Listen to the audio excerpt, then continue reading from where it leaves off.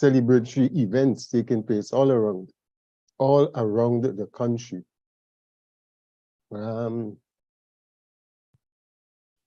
So we're here with you. I want to say happy independence once again to one and all. And we're also in the Black History Month period. As we know, over here in the West, February is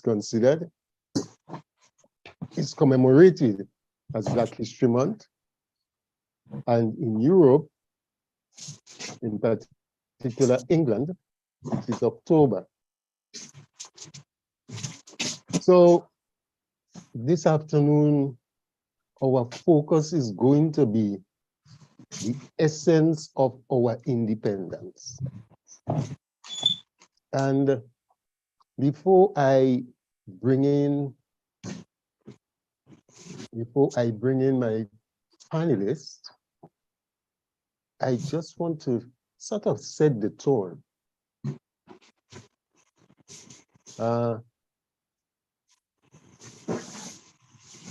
In a little document that I produced and shared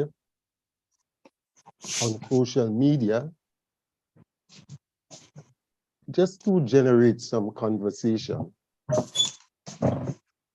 And it's headed "The Essence of Our Independence." And it reads like this.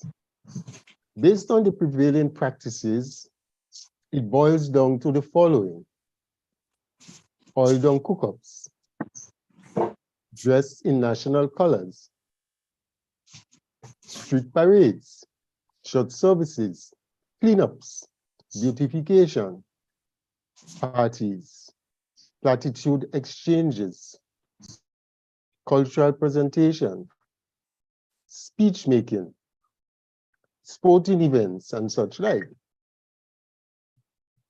Now, these practices are most common surrounding the commemoration of our independence, as I just said. And we've been doing them for the past 49 years, because this is our 49th anniversary of independence. It's 49 years since we've had independence. But we see, on the other hand, that we are plagued with lamentations about the following: the issues of governance, management, planning, work attitude, wastage, civic ignorance, unpatriotic conduct, mindsets, values, services, and many more such. It raises the question then, what is the real essence of our independence? And as I said, this is to set the tone for our conversation this afternoon. So at this juncture, I want to bring in our panelists who is here with us as present. We're expecting another panelist to join us. And he is no stranger to the GEM-FM platform. And in fact, when I resumed doing my program on the GEM-FM, I started with this MTTG show. We did have Brother Delbert Baptiste with us when Dr. Justin Pierre was here to speak about the research work that he had done and the polling that he had done regarding the politics of Grenada, or as our Prime Minister usually said, Carriacou, Pitimatnik, Carriacou, and Grenada. So welcome once again, Brother Baptiste, Brother Delbert. Hello, your mic is muted. Oh, great. Okay, thank you. Yeah, thank you, Pablo. Thanks for having me. Good afternoon to everyone who is listening to us, wherever you may be at this point in time. listen, this is an important topic as ever. And I think it is fitting the post that you did that looked at what has independence sort of come to mean for us, or some of the common practices surrounding our celebration, and where we should be heading, what independence should look like.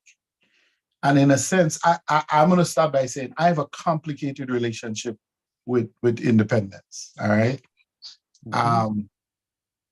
I of course grew up in the era of Gary, and was opposed to Grenada's independence even at that very young age, because I was opposed to Gary. I don't know that I had a more complicated reason at that point in time.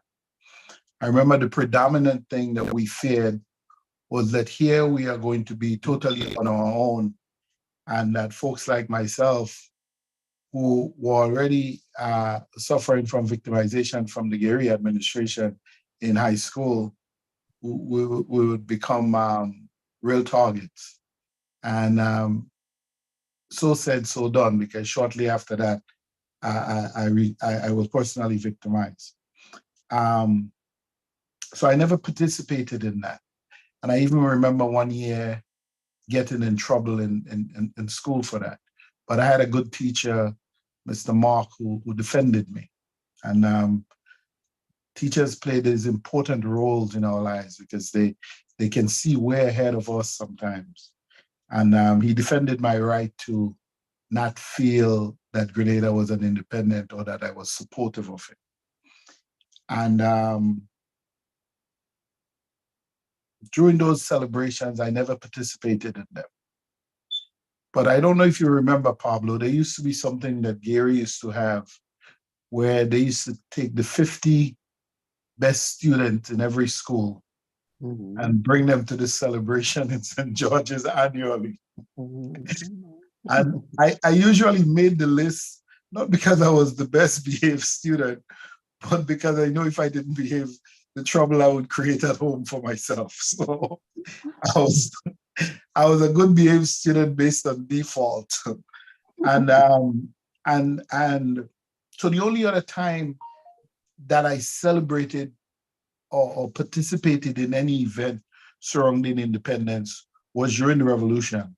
And there the celebration primarily involved us walking from Leapers Hill to what was called Freedom Hill. And when that was over, it was over for me. So this year is the first year I'm participating in any independence celebration since 1983. And I had to be talked into it by some really good friends, and was asked to serve on the committee organizing for St. Patrick's in New York. And I gladly accepted. And now we have set up a sort of permanent committee in place to look at going forward. But are we independent, or are we on the road to independence? Now, if you buy a house, you get a 15 or 30-year mortgage, and it's kind of your house until you finish paying the bank for it. So I kind of view independence in that way. I kind of view it as a path or a road to the things that you speak about: economic sustainability, pride in our people, pride in ourselves, setting up our own excellent system of governance. Okay, we can take some from the British because there are some important lessons to learn from them. We can probably look at what South Africa has done. We can probably look at what the Americans have done. We can probably look at what the Northern Europeans have done. We can probably look at what countries as Ghana and some of the other very stable countries, Senegal and others in Africa have done, and come together with some kind of hybrid situation that we think best work for us. So I see us as on the road to independence. And I think, given that we're so close to that 50th year, that the period between now and next year should be pivotal in our thinking. I don't know if it's enough time for us to rethink what independence means for us and how we are going to be able to best take advantages of what's happening in the global space and how Grenada fits into that. First, as a people, secondly, at the regional level, and then how do we, as together with our brothers and sisters from the region, fit into the global space and make things work for us. So for us, it's going to be a challenge. We're small, we're one of the smallest independent countries in the world. And but that should not be a hindrance. It should not be a speed bump. We should use our smallness to be nimble, to be willing to make the necessary adjustments as we go along, and to react to the changing situations around both the region in which we are located and the world, to see how we can make life better for our people. But Pablo, as you so correctly stated, for me, it goes back to the mindset, because it doesn't matter how hard we work, if we aren't able to change the mindset of our people, and we're never going to get everyone to change, but we have to struggle for a majority. If we are able to change the majority of our people in terms of how we think, how first we think of ourselves as a Grenadian family, how do we think of ourselves, how we collaborate with each other across whatever lines there are, be it political, be it religious, be it economic, be it social, be it geographical, that we collaborate across those lines, that we make them as seamless as is humanly possible, so that when something happens, good or bad, if something's happening in St. George's that's good for the country, that everybody's there to celebrate and be part of that. If something happened that's bad in St. Patrick's, that the nation comes together and supports St. Patrick's or St. David's, wherever it is. So we truly build that sense of community. The Africans have the proverb about, taking the village to raise the child, right? So if it takes a village to raise a child, then it takes many, many villages to build a country. Okay, so that mindset is going to be important. And we face enormous amount of challenges, right? Grenada has a skills gap, a huge skills gap, right? In almost every area. How do we bridge that divide? How do we begin to lessen that skills gap in engineering, in construction, in agriculture, in issues surrounding the environment, in issues surrounding our advancement in the STEMs? Just about every area we suffer or we lack the necessary training. So my hope this period up to 50 is that there will be a sort of some new initiative aimed at explaining to people what independence should mean for us, and how do we intend to transform ourselves from where we are now to what we should look, 5 years from now, 10 years from now. And I think that's going to be the challenge. 49 years on, our focus and our appreciation of independence based on those events and activities that take place, and from what you just said, appears to be that we're not really in sync with the essence of our independence, what independence is really supposed to mean. What do you think could have led to us being in that space at this point in time, 49 years on, where our commemoration is limited to those events and the focus on all those other elements of nation building? Because that's when we became a nation 49 years ago. So what do you think could have given rise to that state of things where 49 years on, this nation building element does not form a more profound part of the conversation when we commemorate our independence? To me, it's two things. It's a lack of leadership and vision. Okay, we have been unfortunately blessed. I don't know if you could use those two words together, but I'm going to try.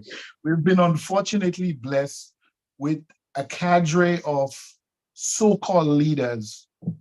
And I say so-called because 20 years ago, I probably would never acknowledge that publicly. But Gary was a leader. Gary helped in his own transformation of Grenada. He changed the mindset of many Grenadians, lots of Grenadians, probably the majority especially in his early time. All right. And I said earlier today that we have had two leaders in our history that have been able to unite our people, Gary and Maurice Bishop. Nobody since. Everybody has resorted to the sort of tribalism to advance their own agenda. So the fact that we have had these managers or office holders, because they're not leaders, because they have not led us to a new paradigm. They have sort of tread water all along, treading water, and being happy if they fix the window in the school, or if they fix the bridge, or if they build a stadium and it fall down 2 weeks after, or did these things. I cannot congratulate myself when I get up in the morning for brushing my teeth. That's what I'm expected to do. That is a basic function. So don't expect me to congratulate you as a government when you're doing the routine, when you're doing the mundane. I want to see you do big transformational thing that helps improve the lives of your people. And the only two leaders in Grenada that has done that, in my opinion, are Eric Gary and Maurice Bishop. Everybody else have fallen way short. Now we're in a period where we have an exciting new leader who has come off a different era and is speaking in a voice that is hopefully can silence the naysayers and those who are in this just for themselves. And that more and more, and I think because he understands where Grenada is right now and where we need to go, and he is generally so eloquent on the issue that he probably even needs to speak out more and have this deeper, sort of more open conversation with our people. And my friend Hudson George always talks about that generally Grenadian and the Caribbean as a whole, we're a society who deals in oral history, right? So we like to get together, whether it's on the block, whether it's on the rum shop, whether it's by the playing field, every village have their little cliques, right? Where people get together and discuss issues. As a young man, 10, 11, 12 years old, I remember this brother in my village who was holding court and discussing China and Russia and the Vietnam War and all these things with us, right? And we were fascinated, you know, with him. And we would sit and listen to him, and he would encourage us to read books and so forth. So how do we, the reason we are where we are is because the leaders that we have had, the people that we have elected into office, have failed to inspire us, to want us to want something larger than ourselves, okay? It is not just important for me to do well. It's not just important for me to worry about my family. I have to worry about my neighbor next door. I have to worry about the lady who lives 200 yards from me. I may not see her house when I get up in the morning, but I should be mindful that she is living in poverty and I have a responsibility to her. And I think when we move to these things, if we can first that, because in the end, Pablo, it's about our humanity, right? It's about our humanity. And if we find a way to appropriately inform our humanity and understand that we are all in this together, okay? And that if we do not, there are a lot of bad things happening around the world, but there are a lot of good things happening also. So we have an opportunity now, like never in history, to use technology to rapidly transfer know-how, information, and other skills to our shores like never before in our history. So we walk around with a supercomputer in our hand that's more powerful. People need to understand this, than the big computers that were on the spacecraft that went to the moon in the 1960s. The cell phone we have now can compute more information faster. I can find out what somebody's doing in Tibet right now. I can find out what somebody is doing in South Africa, in Senegal, anywhere in milliseconds on this device, right? So we have to figure out, how do we use all these things to enrich our lives in a positive way, that we use it to bring tangible benefits to our people, but also that we use it to unite our people. Because if we can get our people to unite behind a particular agenda and to become less divisive, okay, and to become less partisan in our politics, and that we can see Grenada as a nation on the rise, that we can leave it a better place than we met it, then we would have been able to overcome many of our challenges. So for me, that question, the best answer I could come up is that we have had people who have failed to inspire us. They have never had a clear vision on what to take a country. Building a bridge in Maran or in Chantemel or in Pointsville is not a vision, Building a school in Bolio or in somewhere in Latante, St. David's, name any village, that's not a vision. The vision has to be big. It has to be bold. It has to be maybe unattainable, okay? Make it big and bold. Make it unattainable, but strive for it. So even though if you don't get there, you will end up at a place that still you will be happy in the end what you would have accomplished. And so for me, that vision is about making sure we take care of our elderly, okay? Making sure we have adequate roads, making sure we significantly reduce our food import bill. We have to move back to a situation. We've been saying it forever. It has been become something of the Grenadian tapestry that you hear people say it every time there's a crisis. We have to eat more of what we grow. All right. It was popular then. Now we know it is healthy for us. We were taught to believe that that you eat as the so-called elites, that you eat in spaghetti this and spaghetti that, and angel here pasta this and angel here pasta this, and all these other things, right? And we ignored the things that we were growing that turned out to be healthy for us. And when you look at what migration has been good for Grenada, right? I think close to $100 million comes back is repatriated to the country every year, okay? But we have an exploding crisis in healthcare with diabetes and other such related stuff. And we know there is a clear connection. There's a direct line between the barrel economy, what people like me who live in the diaspora, wait till the supermarkets in Brooklyn or in Queens or in the Bronx or wherever you live, in South Florida, in Atlanta, we wait till the supermarkets are selling out the stuff, 5 cans for 25 cents, and we run and we load it up and we dump it in a barrel and we send it to our family and we think we're doing good, and we're not. We're killing them. We're killing them. The other thing that I would want to say is that go ahead. We can end up, and I'll finish after that point. We can end up doing big things by starting off small. So what I would hope in this period is that more and more of us, whether we're from the community of Guelph, which is kind of like my second home in Grenada, because I came of age going to school in that place. So it remains dear to my heart, right? So whether you're from Guelph, whether you're from Grand Roy, or you're from Palmis, or you're from Chantimel, Duquesne, wherever you're from,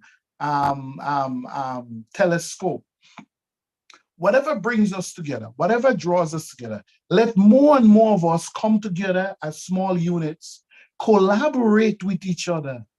Because I may have a particular skill, but I may be really bad at something else. But there may be somebody in the village who is really good at this. So let's find a way to work more collaboratively together. And those of us in the diaspora who have had the experience, right? And who have been forced, because I can't do it all by myself in the company I work for. I collaborate with people all day long.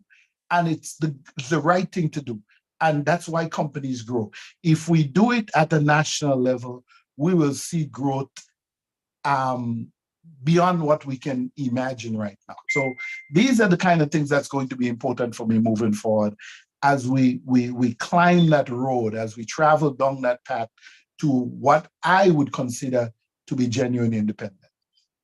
Well, we have 2 comments in the comment section on our live feed. One comes from Lincoln Depredin. Welcome, Brother Lincoln. He's always there with Gem FM. Okay. I'm not certain if the other commentator has been here before, but I'll get to him shortly. Just tell Toro to go soft for me today. No, his comment is, the biggest challenge is political division. Canadians only recognize the importance of independence when the party is in government. Thank what do you. Say to that? Absolutely. I was having a conversation with some friends about that. And as a matter of fact, tomorrow, the group that came together to form the St. Patrick's Committee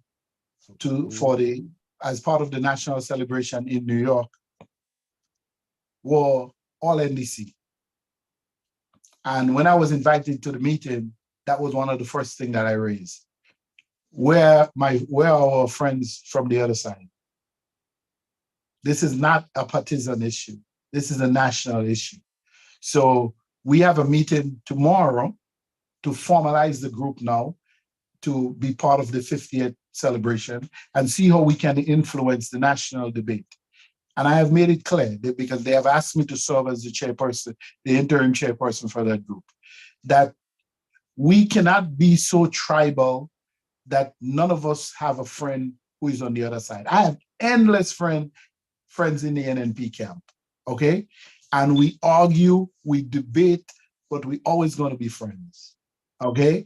So we can't have been so critical of the NNP when they're in power and come now and say it's our time. And I've seen that, okay?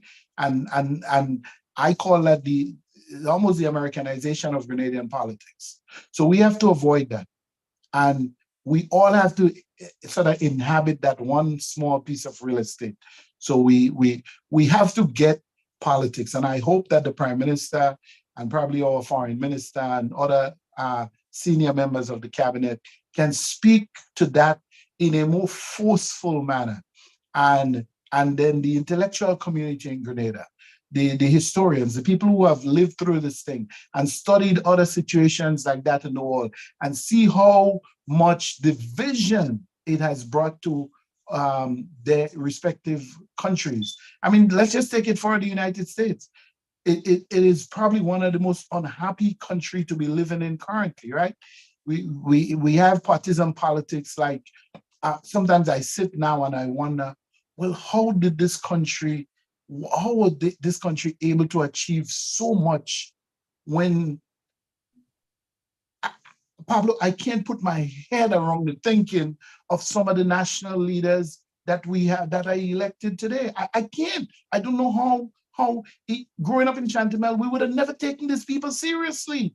But now they're US congressmen and US senators and running big government agencies. So I want us to not learn this. And for me, and I agree with Toro, it comes because if I see you as a human being worthy of respect, worthy of my gratitude, worthy of my support, or vice versa, then I will treat you differently. So if me and you happens to be on different political side, you are not my enemy. You are just a temporary opponent of mine for 3 to 4 weeks. And then we back good. We have to, in other words, our national goals have to be so big. And we have to learn to be magnanimous in victory, okay? That we don't flaunt it. That a win for me is a win for the country. And if I'm the only person winning, then in essence, I'm failing at my task. Well, as you mentioned this, we see that this time around, and probably for the first time, I stand corrected, you had coming from Grenada to New York for the independence celebration, you had the parliamentarian from the opposition joining government parliamentarians to be out there for that celebration. How critical do you think, and how significant do you think that can be in terms of bridging that gap, addressing that issue that was just raised? So, like you, I stand corrected, but this is the first time I'm aware that something like that did happen. So if it happened before, don't be too critical of us that we missed it. Whoever made that decision was a brilliant decision, because it sent a message to folks like me in the diaspora that this is about Grenada first and foremost, okay? And we have a mutual longtime friend, NDC sort of stalwart, who over the years I've had conversation with, and not because of what's happening now, but I remember, I don't know, 10 years ago, 5 years ago, he was telling me that of all the people in the NNP, this is one lady that he can work with, that he sees, he has respect for her, that he likes how she treats people irrespective of who they are in the community. And I tell you what, she was the hit of the event. Her speech, yeah, she listen, you can know when somebody write a speech for you and you come there and you deliver. And you can know when somebody speaks from the heart because they genuinely believe in that. And she spoke from the heart. She was eloquent. The crowd loved her, okay? And it was probably a pro-NDC crowd, okay? And she was well received. And I think that should be the flow. We should never drop below that, okay? When we have these kind of representations, we should always include the opposition. They represent a significant part of our population. So I want to come, I don't know whose decision, whether it was the prime minister, whether it was the foreign minister, whether it was done in parliament or wherever it was done, but it was a brilliant decision. But we have to do more than that, because that's the symbolism. No, we have to actually put that to work. We have to concretize that kind of decision. And we have to show the willingness. If we can only build one bridge, right? And that bridge happens to be most needed in Victoria, even if we lost that constituency, let's build a bridge in Victoria. Let's not do like the previous administration who would build a 200 feet of road just for 5 or 6 votes. And in Grenada, 5 or 6 votes is a lot, okay? It's a lot. If you could pick up 5 or 6 votes on one little roadway, that could make the difference in your election. So we have to understand, you know, I want big things to happen in Chantemelle, but there may be a village that's in more dire straits than me. Okay, I have to be willing to put my selfish needs aside and say, you know what, this area of River Sally needs this more than Chantemelle. So let's hang on, let's wait. Let River Sally get it first, okay? Let Maran get it first. Let Waterloo get it first. Let Brothers get it first, because they are more in need of it. Because we need it, but we can get that right there in Sotez, or we can get it right there in Samaritan. These are the kind of things. And the only way we can do that is to have our national leaders having us focus on the national agenda. And that agenda must be clear. It must be, even though if it's huge in terms of where we want to go, it must be written in sort of bite-sized language that our people can understand. So when the farmer in Pointsfield understands what you are talking about, in the same sentence that the businessman in Point Saline gets what you are talking about, then you know you are making progress, because you are speaking to the broadest and widest cross-section of our people. And they see how their lives, and not so much just about us, but it's about the generations to come, right? We have to worry about our children and our grandchildren and how we are living this piece of land for them. So we want a bold national agenda. And I think the Prime Minister probably needs to speak out a little more. I mean, I'm greedy like that. He has been doing it, but I think the more vocal he can become and the more he can shape that agenda and continue to lay out the vision to our people, the better we're going to be. And day by day, hopefully, the more independent we're going to become. You mentioned about people's representation. And earlier on, you did make reference to looking at certain examples of, from as to the approaches that's been taken with other countries. On that front, given the fact that our politics is this first past the poll, where the winner takes all, how critical do you think this has been to the overall mindset, where when we win, we're in the faces of the opposition? We would even go so far that we would, in our preparation for elections, we would buy toilet paper and Pampers and so on to throw at the losers. How critical do you think this is to that, that partisan nature, that first past the poll nature, and how much effort and how expeditious should we move towards ensuring that that significant portion of the losing team have adequate representation, even if you don't win a seat, but you've gotten a significant proportion of the population to vote for you? So in terms of making sure that these people are adequately represented in the House of Parliament. So we're going back to issues of the Constitution, and our good friend Cassandra is probably going to hate me for that. Well, before you move on, the Constitution came with independence, right? So yes, okay. So let me take my best shot.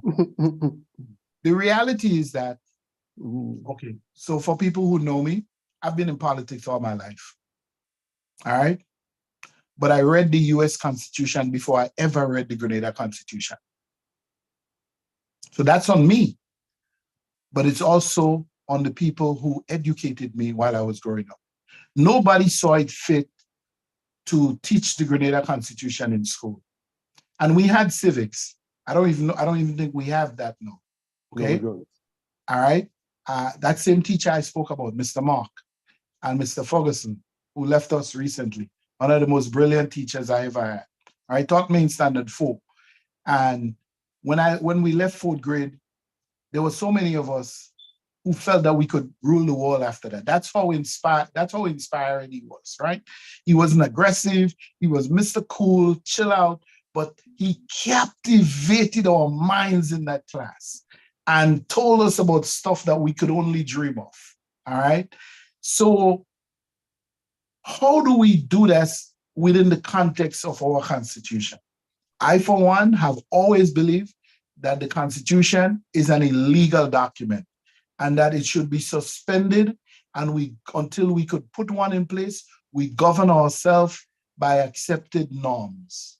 All right. Some of it may be parts of the Constitution, some of it may be cultural norms, some of it may deal with our humanity, some may even surround our religious practices.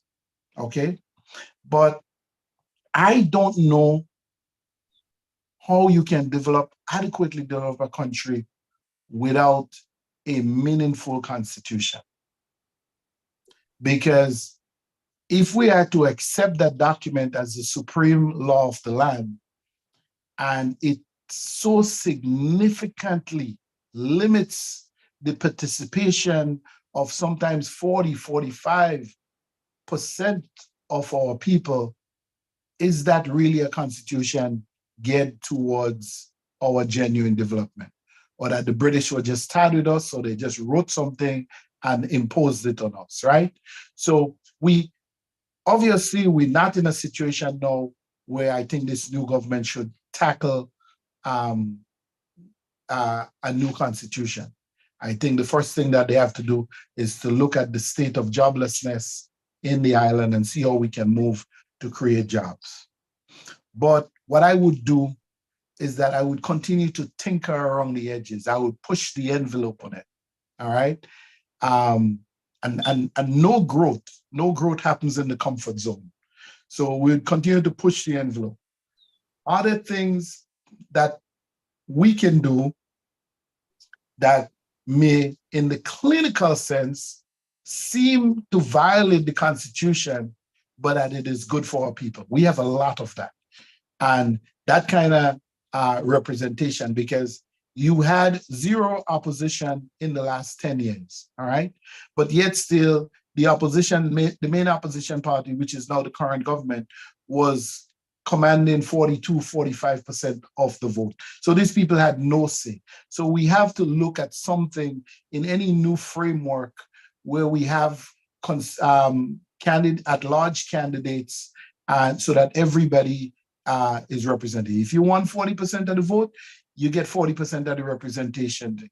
I would even go further, and I had that conversation with someone recently. He disagreed with me, and he had his points. For example, GIS, which is the government information service. The government of Grenada include all the parliamentarians. We think the government is just the ruling party. It is not. So what I would have done, okay, I would have set up a new board of directors with a chairman and vice chairman who are, let's say, well-known people on both sides. And then have the board set up similarly, okay?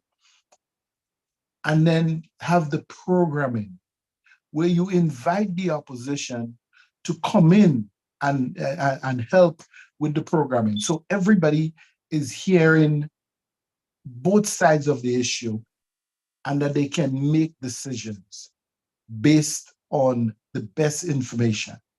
And if you are confident in your agenda, if you are transparent in your dealings, then you wouldn't be afraid of this. So we have to break new barriers. We have to set up a whole new playing field in terms of how we deal with people, in terms of how we disseminate information, in terms of how we spread the benefits of the nation, all right? Take housing, which is a basic human right, okay? So we have to break the cycle in Grenada once and for all of people who get in housing help have to be supporters of our party. I remember in the 2013 election, I was out campaigning down in Mount Rodney. And when I got there, this lady, They were avid supporters of Dr. Mitchell. And the young people who I was campaigning with told me, no, we're not going in that house. They bad for Keith too much. I said, well, that's exactly where I'm going. All right. And then I kind of gave them a pep talk. And I told them why it's important. Let's go and let's find out why. Because if we don't talk to them, we don't know what they're thinking. I went up to the lady, Pablo. I did not remember her. She immediately remembered me. Guess how she remembered me? Oh. She had came out of the Gary era. The lady looked at me and she cried. And she said, you really don't remember me? I said, no, I don't. I said, I'm sorry. She said, I know you. She said, you're Miss Mabel's son from Chantabelle. I said, okay, it's over. You know me. All right. She said, the last time I got help to fix that house was during the revolution. She said, that was the last time. Okay. And she said, you were here with a brigade helping fix my house. Okay. And she said, after that, I never got any help from any government. So I said, why are you supporting the government? She said, because she gets a little stipend from them. So here's this woman who was living in a boathouse that we had done 40 years ago. Okay. And she never forgot me. It wasn't because of me. I just happened to have been leading that brigade that Sunday to go to her house.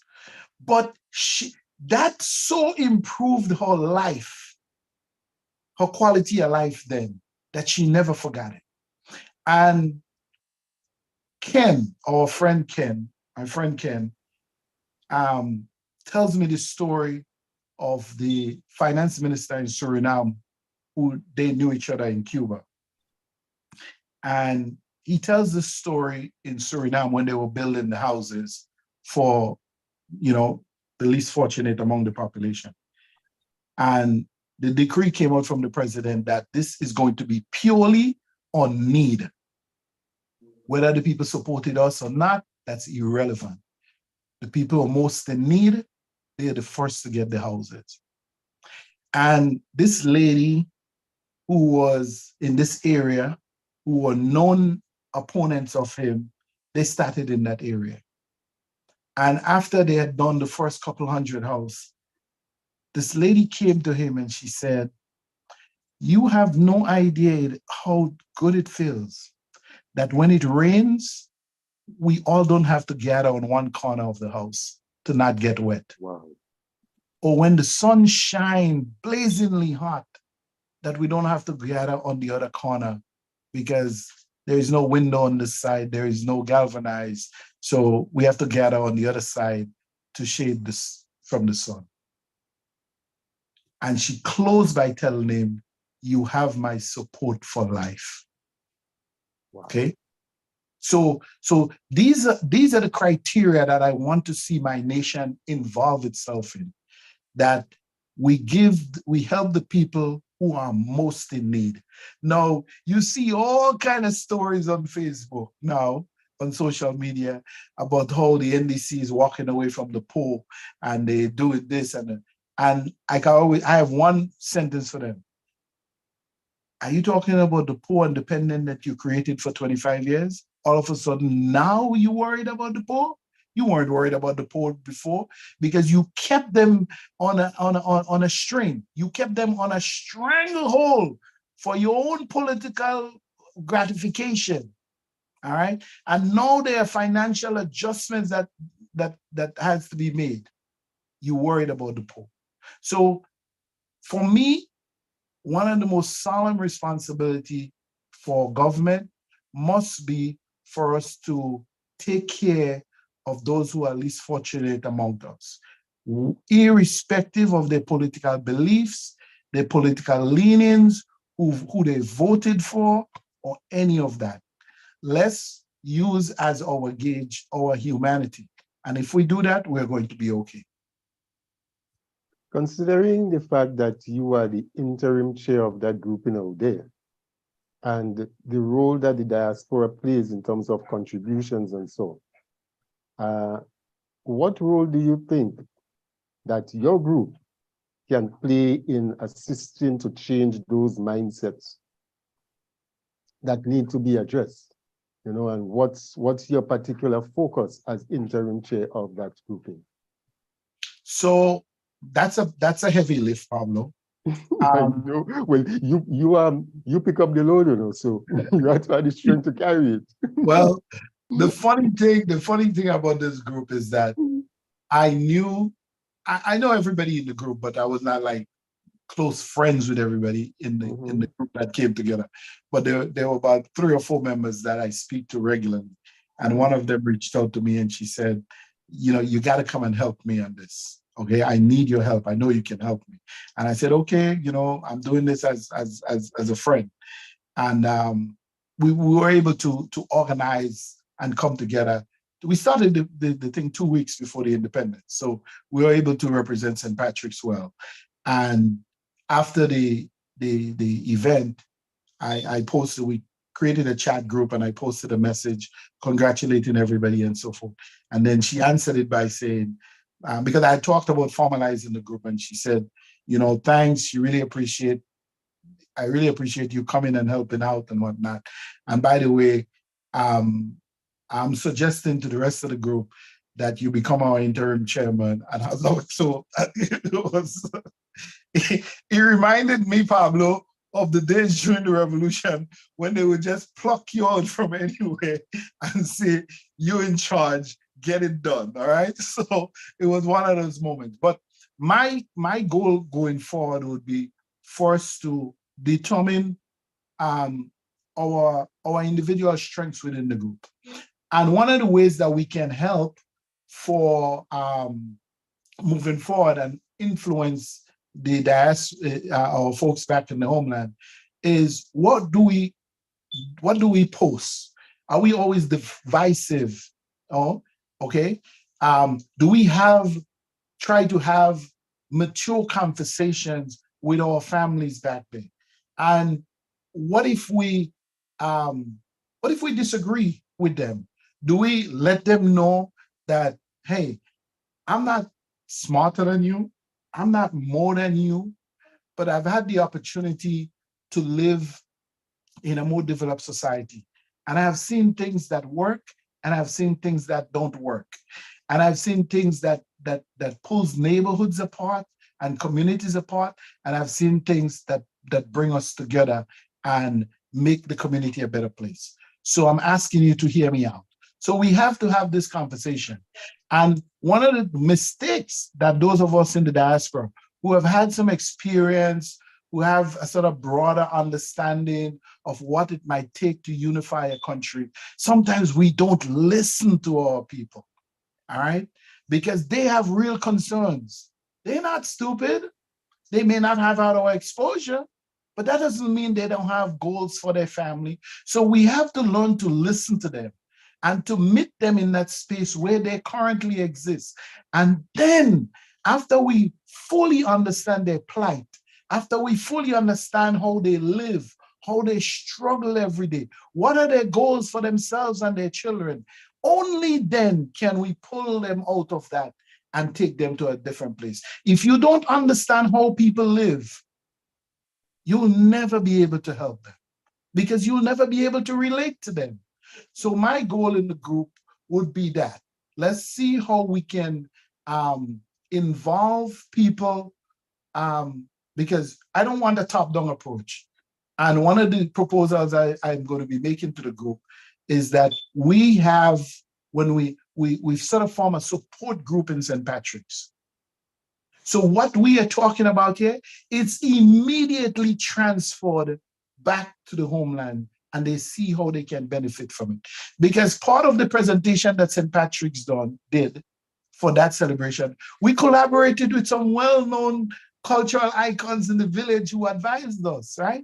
We didn't do it on our own and we benefited from that. And it goes back to the earlier point that I made. It's all about collaboration, but we have to listen. We have to listen. We can't come with that top-down approach. And then in the same way, I would encourage folks in the homeland to be open. Just be willing to hear me out, to see things a slightly different way. We want the same thing. I want to see your life improve. I want to see your child who has the potential to be a scientist actually become a scientist. Okay? I want to see your child who has the potential to become a world athlete, become a world athlete. So how can I help you get there? And maybe I can't do it all by myself. But if we come together and work, I may know people who I can get to invest in that child, to invest in that community. And the Grenadian community in New York, in the diaspora, is a very affluent community. Okay? So if we can get the leadership from home, because we need inspiration too. We need to be inspired to understand, to think beyond the political parties and to think country first. Okay? And so we need that inspiration because we live in a very fractured place ourselves. Okay? We live in a very fractured place. Fortunately, for most people who live in, because most Grenadians who live in the diaspora live in the urban areas. So those areas are generally a little bit, more see eye to eye. But if you are living in Chattanooga, Tennessee, you're not going to feel this way. Or if you're living in Huntsville, Alabama, you're not going to feel this way. Or Tulsa, Oklahoma, you're not going to feel this way. You're not going to be enjoying what I'm enjoying. You're probably going to feel your rights being violated. You're probably going to be walking down the street and this guy in his pickup truck is going to hold his shotgun a little stiffer when he sees you because of the color of your skin. All right. So we have to guard against all these things.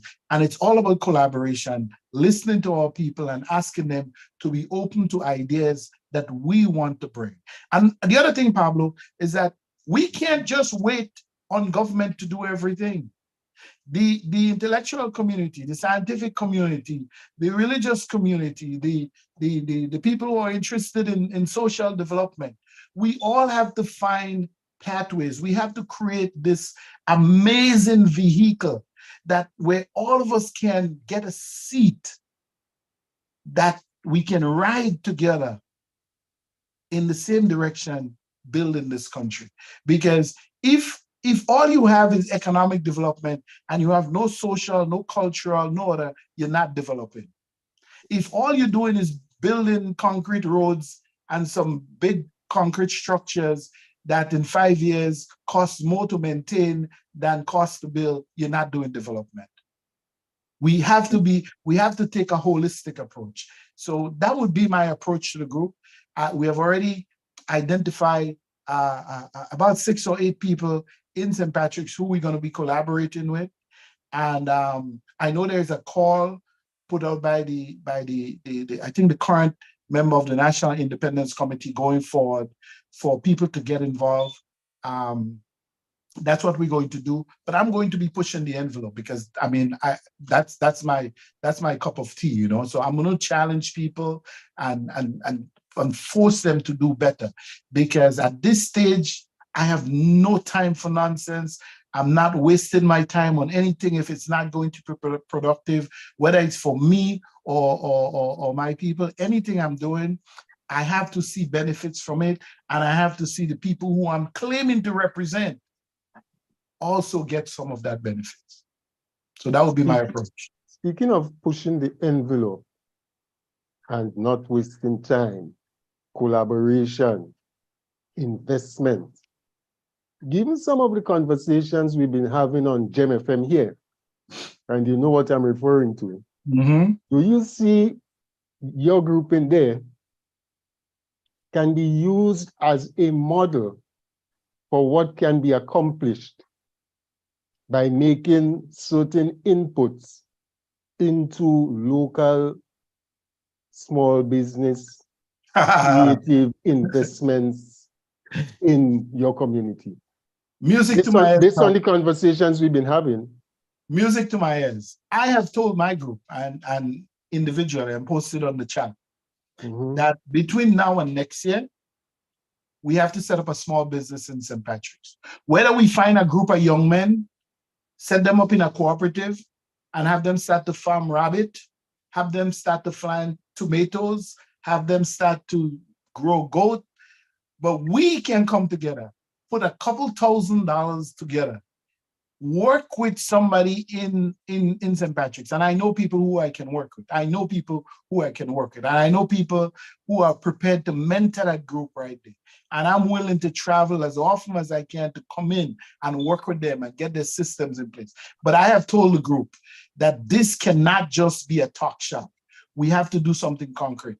So we definitely going to do that. And I hope that it would become a model for groups in New York, because there are almost too many Grenadian groups in New York. And sometimes we meet and we form a group just because we want to be chairman of a group, or we want to be chairperson of a group. And that's all. That's all we want to be. That's all we care about. We don't care about the work. We don't care about improving. We just care about lifting our own profile. So for me, it has to be more than that. So whatever we can do, there are lots of things. Maybe there are 3 young men who are very skilled in mechanic, right? But they may need some tools to start off a little workshop. We have to help in these things, all right? Maybe they're painters, so they can get contracts from government painting schools and bridges and whatever. We can support them. We can get them, you know, an electronic spray gun or the right equipment, so that their job becomes easier, that they get it done more professionally in a shorter space of time. This is what I'm talking about, and how that we can import the good things that technology has brought to us and try and aggressively transfer it to our people so we can immediately see those tangible benefits. So that is going to be one of the goals. And I guarantee you, between now and the August, somewhere around there, that's the target I have, that we will announce a small cooperative somewhere in St. Patrick's, creating jobs for a number of people, and hopefully, working with them to grow that into a real business. Well, and I know people, I know established people in business in St. Patrick's now who I have spoken to about that, and they said, bring it on, my brother. Well, in line with that, the other comment from the shout box that I had referenced earlier on spoke about, and that came from Ras Dakari. Okay. Where we faltered in trying to assimilate instead of building on nation projects.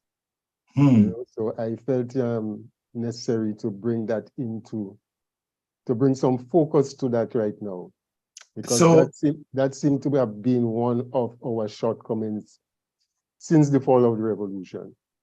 Yes, so that's a big one, because old habits die hard, right? So we have some, often you hear the people who are steeped in culture talk about maintaining culture, all right, and maintaining traditions and maintaining some of the historical practices. But life changes, right? So if life itself, which is the greatest of all, changes, then so does culture. Culture has to change also. And you have to incorporate new things into it. And some of the old customs and practices were not healthy to us. They were not beneficial to us. One of the things that annoys me the most is when I go on Facebook and I see somebody put up an old Janet house, okay? And they say, those were the good old days. Pablo, I get so infuriated, because I know there were nothing good about those days for so many of our people. I knew guys who were way more brilliant than me going to school who never had the opportunity. Never had the opportunity. I knew this guy in primary school who could solve any mathematical problem before the teacher was finished writing it on the board. But because he came from a home of abject poverty, he never got that opportunity to go on, all right? And what happens in that first 7, that first 10, that first 15 years of your life can really make or break you, okay? And that's what happened to him. These people who are living in this house, you telling me about the good old days, you think they enjoyed living in those houses? So we have to, I'm all about nostalgia. Listen, I had a very good childhood. I grew up very, very, very well. I didn't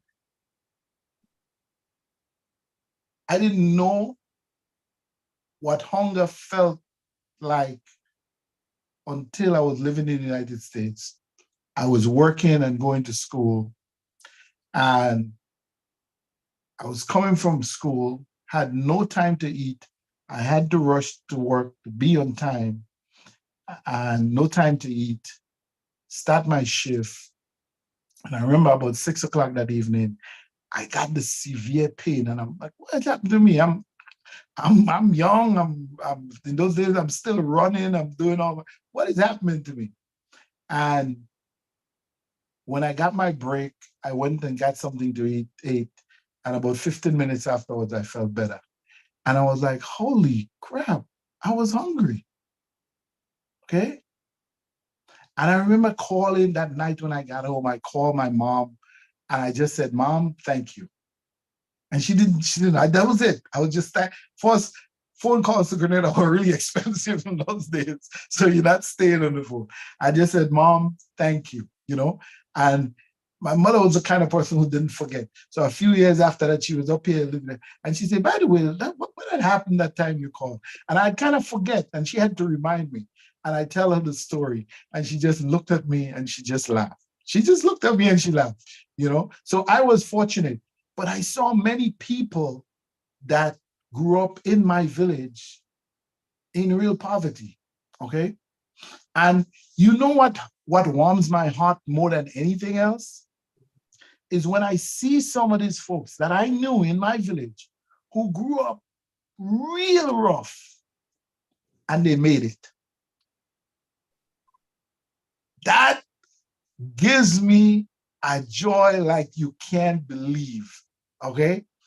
And I reconnected with a friend recently she grew up in the village.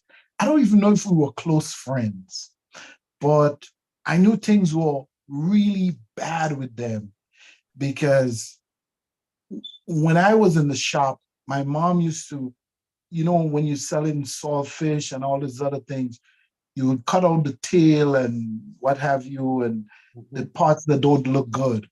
And I used to throw it away. And then my mom told me, no. She said, "I have these 2 cans there. Put them in it." All right. And I'm like, what are you putting there? Meanwhile, I didn't know that she had people who would come and collect this just to flavor their pot. That's all they were getting from it. All right. So even if I did not experience the poverty personally, I knew about it. And I reconnected with this friend. We were cordial. Her parents shopped. I remember had an account with us and everything. And I saw her, and she's a health coach, the master's in public health and whatnot. And it kind of almost brought tears to my eye because I don't know how she made it. I don't know how she made it, you know? And I told her the story, you know. Actually, she told me, she said, her best recollection, because after, I don't know, maybe I thought she was cute at the time, how little boys thinking, right? But her best recollection was that when she came, I always had, something there to give to her so she can take home. All right. And she just hugged me and said, "Thanks, Albert," and it made my day. And it went back to something that I've said here before, that I remember this particular time, and folks in Chantemelle would know about this. And my mom used to make me carry water to, it was about, I don't know, 5, 6, maybe more elderly ladies who lived in the village, and they lived by themselves. So I carried food for them, and I would carry a couple buckets of water for them. All right. But Pablo, when you're growing up, you want to go and play with your friends, whether it's soccer, football, whatever. And there's a hot game this evening, or the cutest girl in the village is going to be up in the playing field. You ain't want to go and help nobody. All right. And I was resisting dropping 2 buckets of water. And I mean, I grew up strong, so I can take that 2 5-gallon, because I couldn't drive up the hill with it, but I could take that 2 5-gallon of bucket and carry in my hand, no problem. no problem. I mean, can't do it now, but I could have done it then. And I'm telling my mom, Ma, there's a game this evening. I can't go. And she's telling me, yeah, you could go and then just pass through in the back and you buy the playing field. But I want to walk with my friends and them, you know? And my mom just looked at me and she said, the greatest joy in life is helping someone and expecting nothing in return. I understand that. No, I didn't understand what it meant then, and I still wasn't accepting it. But I told my daughter that very early. So, for example, in the US, we never celebrated Thanksgiving. Because I told her, instead of every day is Thanksgiving in the house, you don't need it. So before you sit down to eat, you volunteer 2 or 3 hours at the homeless shelter kitchen or something, and then you'll get you'll get something out of it. And she loved it. She loved it and enjoyed it. And in her senior year in high school, went to Guatemala. I mean, I was scared out of Guatemala. Is a very violent country. You have one child, a girl child, letting her go to 1 month in Guatemala to volunteer in the slums of I forget the city that they went to. I was nervous, but then she brought it back to me. She said, Dad, but you talked about volunteering all when I was growing up. So how you don't want me to volunteer? I said, well, you could volunteer in New Jersey. What's wrong in New Jersey? She's like, no, these people really need us. And she went there for a month, taught English to young students, volunteered, was doing everything. And today she thinks it's one of the most rewarding things that she did. So I was able to transfer this from my parents onto her. And it all comes back to our humanity, you know. So that would be my thing moving forward. Let our current leader set big goals for the country and beckon our people to work together. They're always going to be naysayers. They're always going to be people who want to distract you for their own personal political gains or ego or whatever it is. But if you stay focused and he can keep us inspired and we can keep, even small victories are victories, right? Even small progress is progress, right? So we don't have to build a new hospital every day. But if we can fix the windows in our C school in Sotez this week, and next month we can start rehabbing Anglican school in Guave, and we can do something about one in Crowshoe or Primrose, a thing. Small progress, even small progress is progress. So that's what I'm looking for. I'm hoping that the Prime Minister tasks us as a people, okay, to first to come together and to give us that goal to which we all want to struggle for, where we all want to see our citizens move. And hopefully by the time we are 50, we can begin to see the fruits of our labor. But it's not going to take 1 year. This is a 5 to 10 year project. When I started, I mentioned the fact that this is the month of our independence. Mm-hmm. And in the West here, it's also the month of, it's Black History Month. Mm-hmm. How significant do you think, considering that we came into independence, basically as a Black nation, if you want to call us that, yeah, mm-hmm. Being afforded independence from the colonial, quote unquote, colonial masters. And there is a tendency as part of our independence celebrations that the narrative that we get, the historical element, starts from that period coming forward. Mm-hmm. And you see with other ethnic groups, their history takes them back to the original route coming forward. How critical do you think it is for us as a people to have that kind of focus and how do you think it can impact on our appreciation of our independence, our history as a people, and our forward movement as this administration, Well, as this administration has been saying, well, not the administration, a major slogan going into the campaign was moving forward. Let's move forward. yeah. So moving forward does not mean that you forget your history. And I tell people, I was not a slave. My ancestors were not slaves. Because to accept that means that my history started only then. We were kings and queens before they used an economic model, because slavery was an economic model, okay, to colonize us. So I'm interested in my history way beyond that, okay? And one of my brothers in London who is very much into that traced part of our family back on my father's side to Senegal, all right? And I had that information, not a big thing, but I remember meeting a good Ghanaian brother of mine, and we've been friends now, I don't know, for 35 years. And when we first met, we were taking a class together, and he said, he saw me and he said, he asked me, you know, which part of, which African country you came from? And I smiled. I said, Senegal. He said, but you don't sound Senegalese, you know? I said, well, originally I'm from the Caribbean. I was born in the Caribbean. But, you know, one of my family members traced our family on my father's side back to Senegal. And he said, Del, I swear you have a twin brother in Ghana. He called it, well, not he called it, there's a place called Tema in Western Ghana. He said, I'm telling you, I grew up with your twin brother in Tema. He said, you guys have the same mannerism, you're the same height, you're the same weight, you walk the same way. And, you know, it was just funny. So our history is the history of civilization.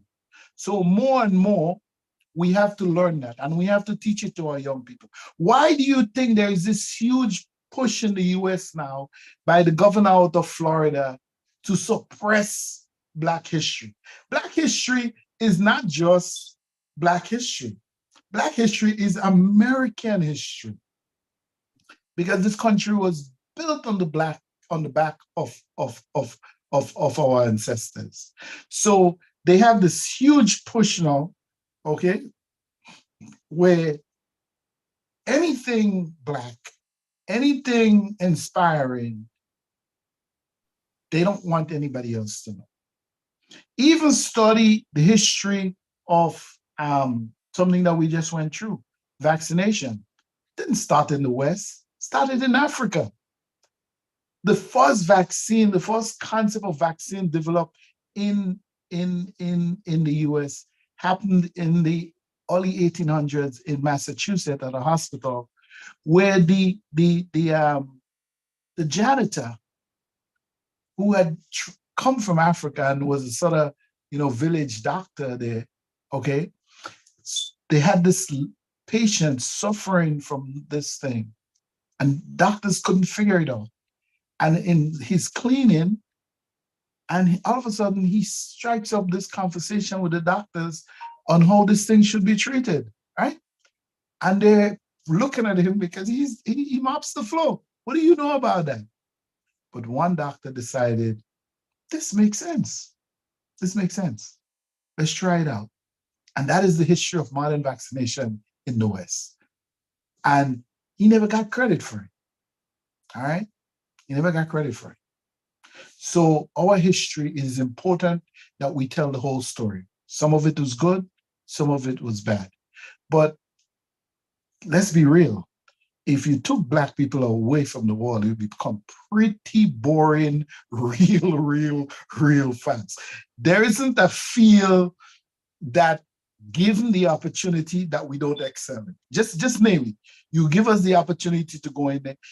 Even in this last pandemic, the two leading vaccine, the one from Pfizer and the one from Moderna, the lead scientists on both of them were of African descent. Pfizer was a Nigerian guy at Yale University. Moderna was a young Black doctor from North Carolina who worked at the National Institute of Health. Now she's at Harvard. All right. Let that sink in. Let that sink in. And this happened 2 years ago. But ask how many of us as a people know that. Whether you agree with it or not, whether you agree with vaccination or not, irrelevant. But you have to salute them for their accomplishment, right? That in this war, as much as we are hated, as much as we are maligned, as much as we are told that that they want to magnify everything about us that is not on the up and up, but seek to hide and cover up our successes and our achievements. All right, you have to honor these people. So take the game of cricket. Take the game of cricket. All right, created by the white man. Okay, dominated by us for 2 decades. No other sports in the history of mankind has any one country or region dominated their field for 2 decades. We dominated. Well, so our history is a proud one, my brother. Very proud. well, we into our closing moments, but yes, we want to, on the issue of history and our quote-unquote colonial masters, we see that there's been a major conversation going on surrounding the issue of reparations. Wow. And we've seen recently an individual, a family, who would have benefited from reparatory financing from the British administration because they were given reparations for loss of property. Yes. Yeah. And they have agreed to give some money towards a particular project. We see that seem like it's been decided that there's going to be some ceremonial event here, and the money is going to go towards research in UWI about the economic impact of slavery, the impact of slavery on the economies of our region. There are those who say it should go into the library, where people will be able to go and get information relating to that part of our history should be made available there. And then there are those who are saying that the quantum of money being offered is an insult, and are calling for demonstrations. What's your take on this? So we already know the impact that slavery had on us. It dehumanized us, they raped us, they killed us, they murdered us, they told us we were less than a human being. It affected our thinking, it affected our outlook on life, it probably even altered our DNA. All right, we know that. We don't need no more studies on that. We have had excellent scholars in the Caribbean and in the Black diaspora, so to speak, who have studied those issues. So it's about making the information now available to all. You study the great Nigerian writer, his name eludes me now. You study George Lamin. You read How Europe Underdeveloped Africa by Walter Rodney, or Grounding with My Brothers. You study James. You read From Columbus to Castro.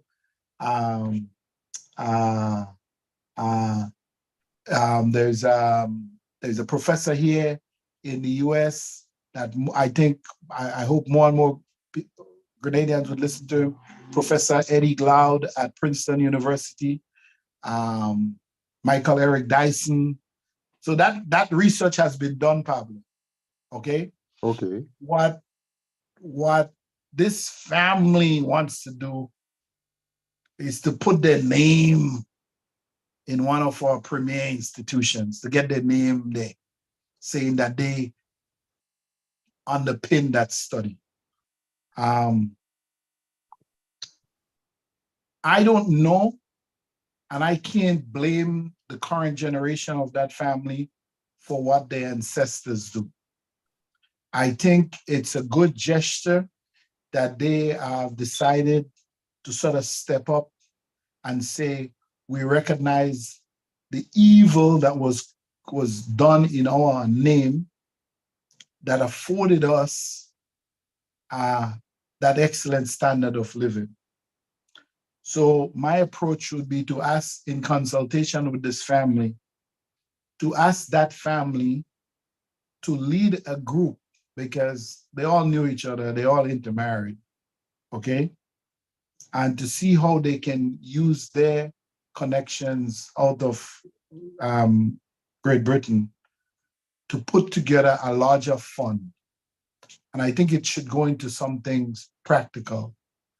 I don't know, I don't know if protesting at this stage is the answer. This is one family doing something. It's not a government initiative. I think if it was a government initiative and they came up with a paltry amount, then protests would be the right way. But I think we should engage the family and see how they can use their connections to grow that fund, and not just to dump a couple £100 or a couple £1,000 or whatever it is, but that to see how we can make that money grow and put it into a particular tangible product.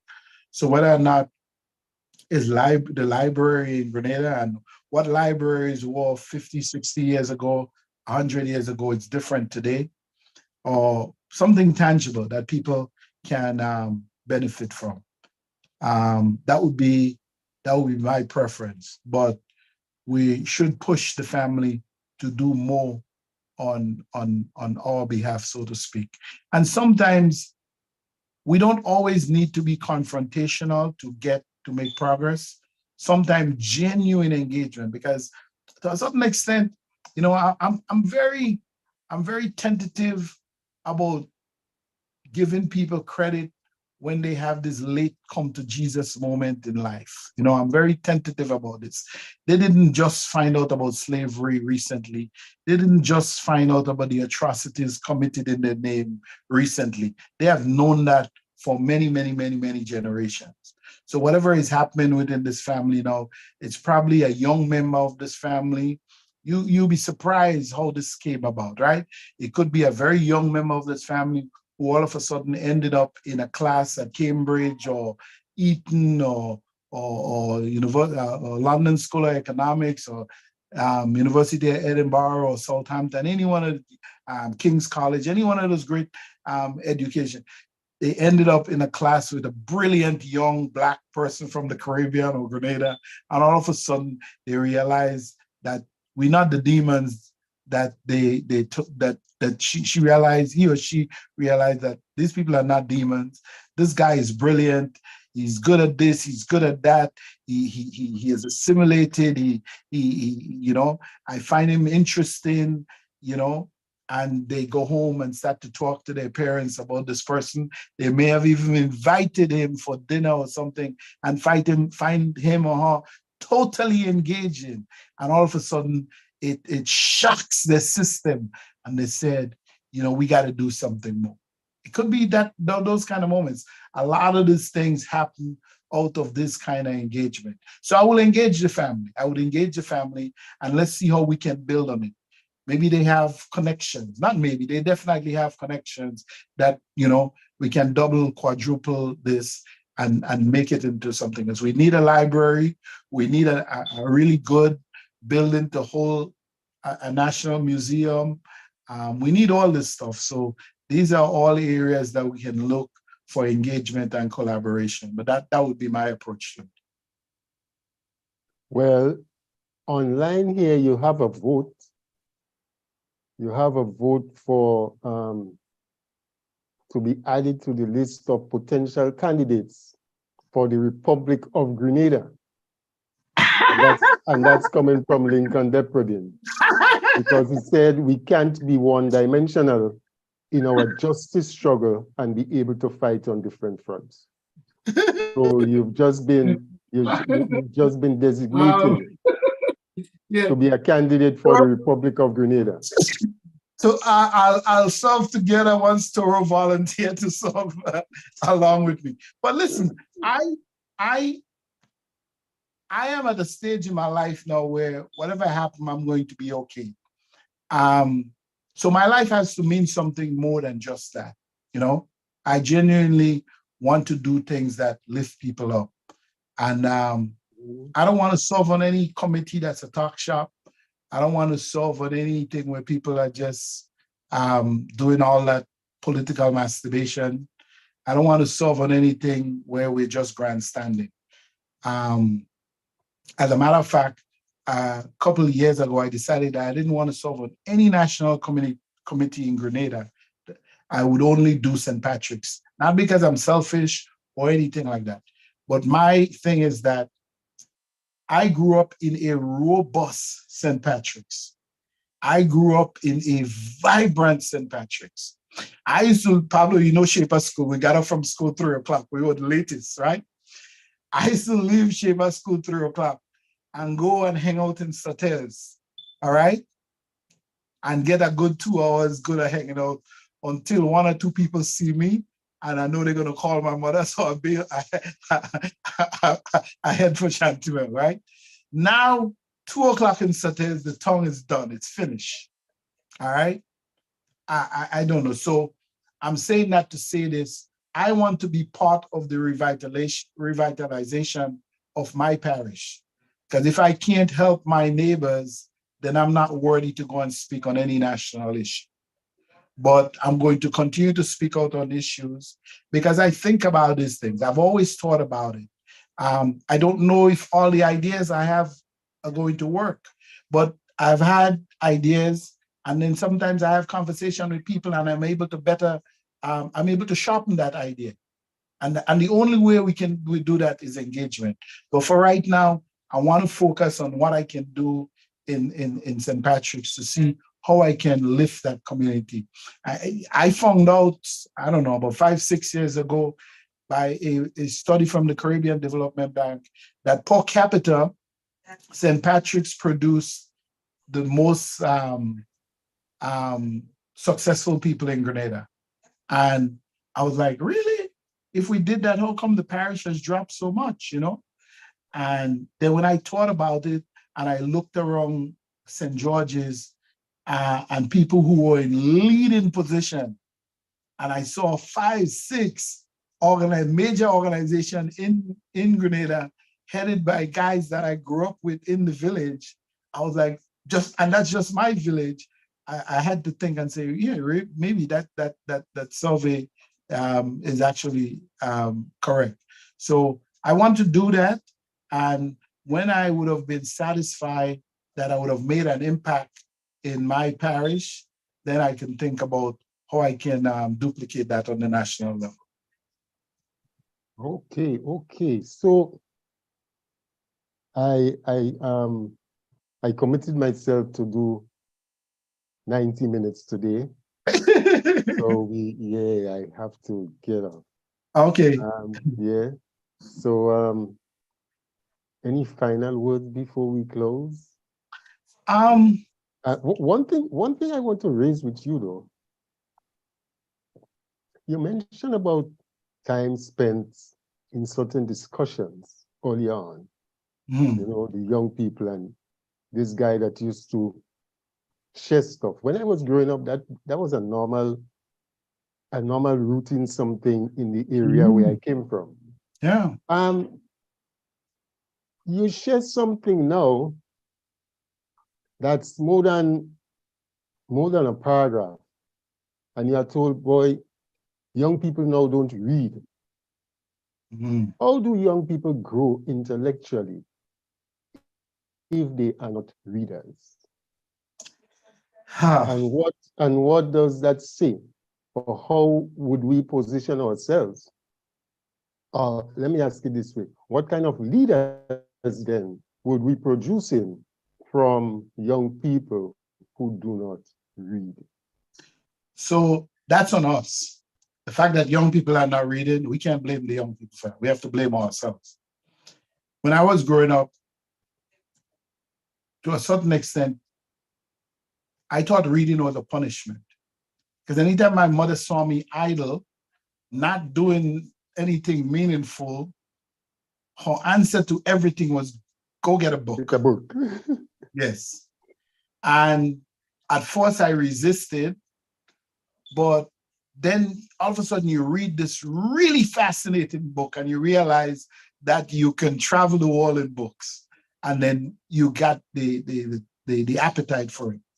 So what I did with my own daughter is that I selected very early. I and she can tell you that, and her mom can say that.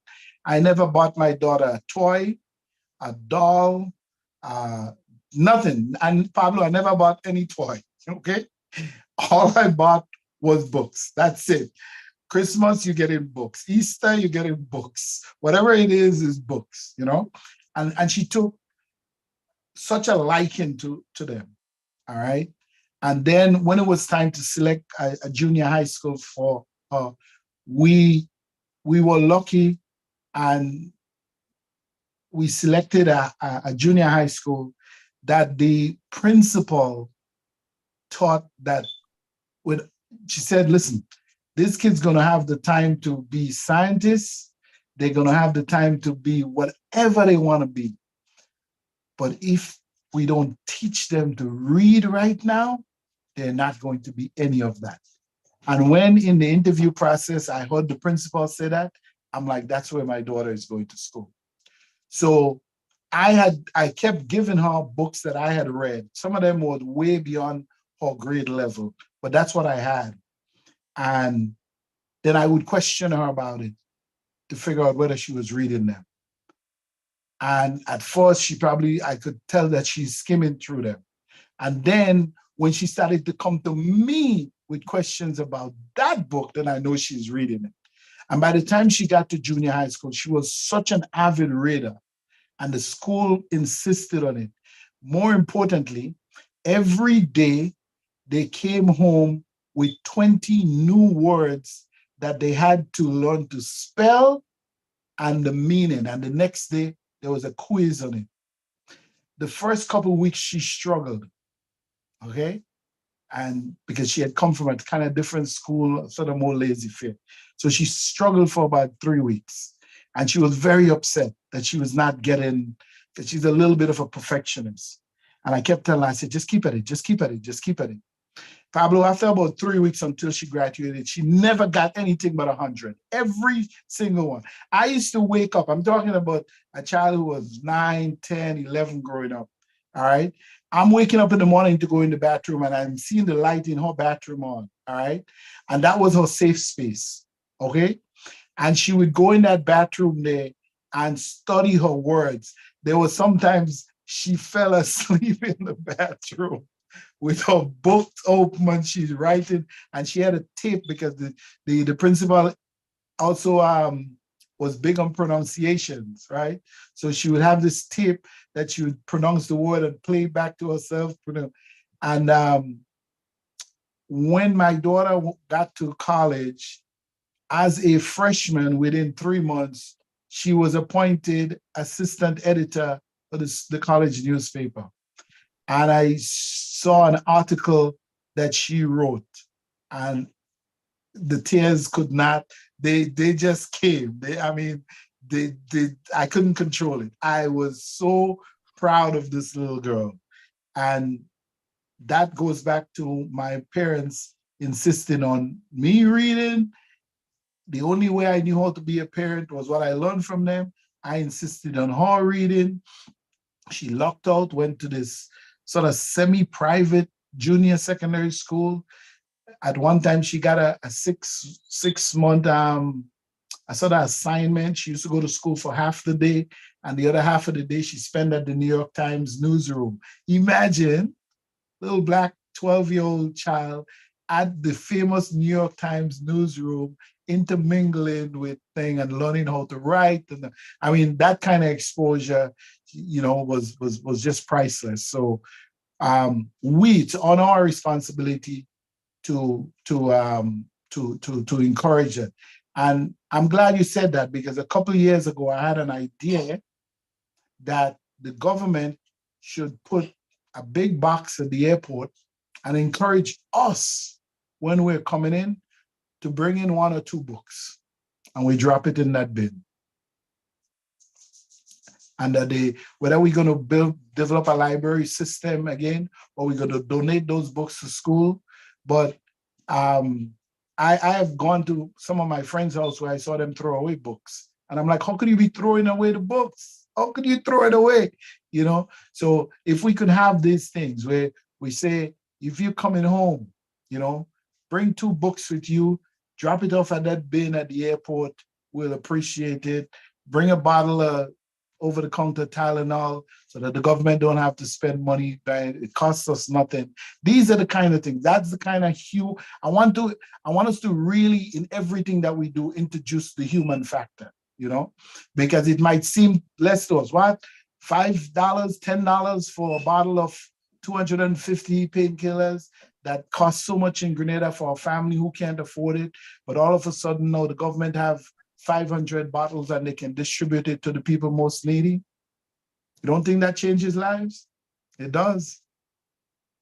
It does.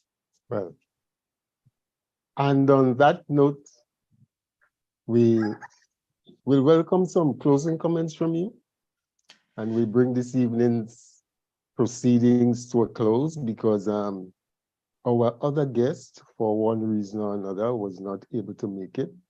I guess he'll explain to me afterwards, because I was looking to go to. Yeah, I was looking to have him, because last night I was supposed to be on a program, and I'm telling you, network was haywire.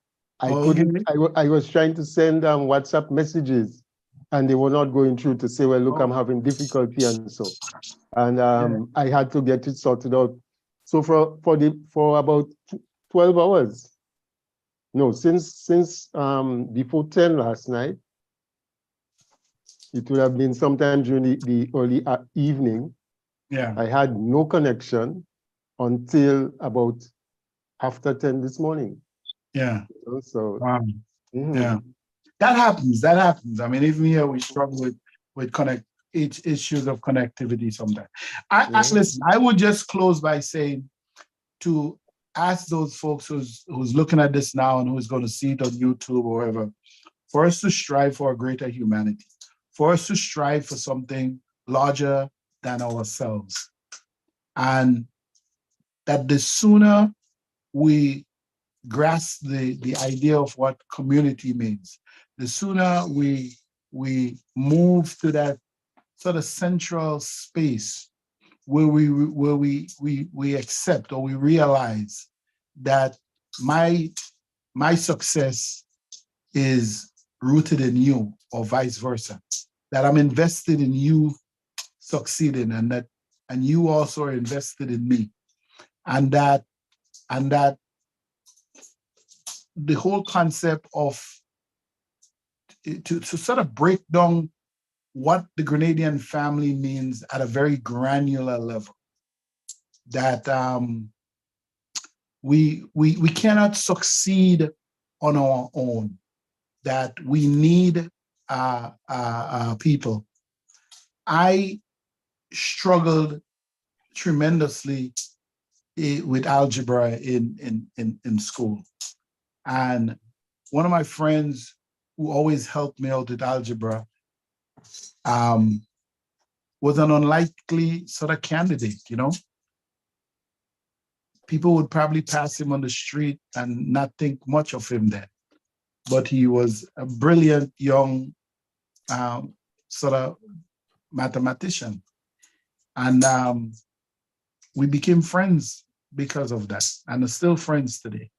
And he did go on to be a really good math guy. Teaches mathematics at University of New Mexico today. And so we never know where the next great idea is going to come from, or where the next success story is going to come from. So what we have to do is, if we invest in friendship, genuine friendship, the kind that allows us to see ourselves in the person that we are looking at, and where their happiness or their growth and development is as important to us as it is to them, then we would be on our way. And my call would be for our Prime Minister to continue to lead aggressively in the way that he has been doing, and to be bold in his actions. And that if he believes in something, that never be afraid to come out and explain it, as he has been doing to the population. And always remind us of our humanity, remind of how important it is as a people for us to come together. Because if you take it down at the very basic level of the family, if you had your family, husband and wife, 3, 5 children, whatever, and for some reason you decided you're going to only invest in 3 of them or 2 of them, you're only going to spend time with this 2 and not this other 2. You're only going to buy clothes for this 2 and not this other 2, based on nothing whatsoever, or just because maybe they behave and acted differently, or that you are going to destroy your family. You are going to destroy your family. So if we multiply that to our nation and realize that at that level, if it's destroying our individual family,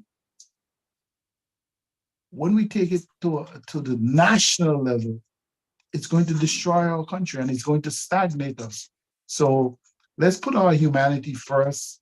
Let's start seeing people just the way we see ourselves. And let's not be so quick to sort of make judgments that are especially negative, because we never quite know what that person may be experiencing. So I'm calling for more of us in the diaspora to try and transfer more of our excess wealth or excess, not excess knowledge, because you're always gaining knowledge, but become participants in that transfer of information and technology and the tangibles that we probably don't use and need on a regular basis, that we can help uplift the lives of our people. But the reality is that the more that we come together here in blocks or in units, we'll be able to do more for more people back there, and to ask our people back there to be more open to different or new ideas because if you do that, you will always find common ground. And when you find common ground, it's from there you can grow. So that would be my advice, and that would be my closing remarks. Thank you very much. Thank you for coming through, because our other guests didn't make it, and so you have made the show what it is today.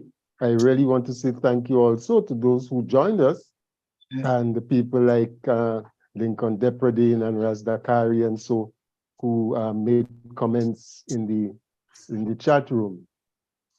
I, for myself, I am happy to be able to do this program on John Kelly's GEM FM platform, and he has been doing some marvelous work in terms of educating, creating that space where we can have these kinds of conversations, because you do not find too many of these kind of conversations taking place on similar networks.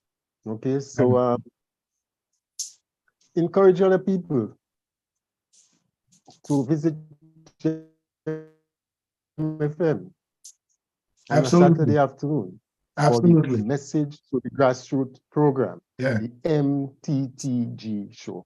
I thank you and enjoy the rest of the weekend, and do have a blessed and productive week. This Anytime, is Rafael Governor. Paul Pablo signing out for this week. Thank you. All right. All right. Thank you. Bye-bye. Have a Thanks, great evening. Pablo. Bye. Brother John. Hey, Mm-mm. good. Yeah, it's a pity we couldn't have Brother John online tonight.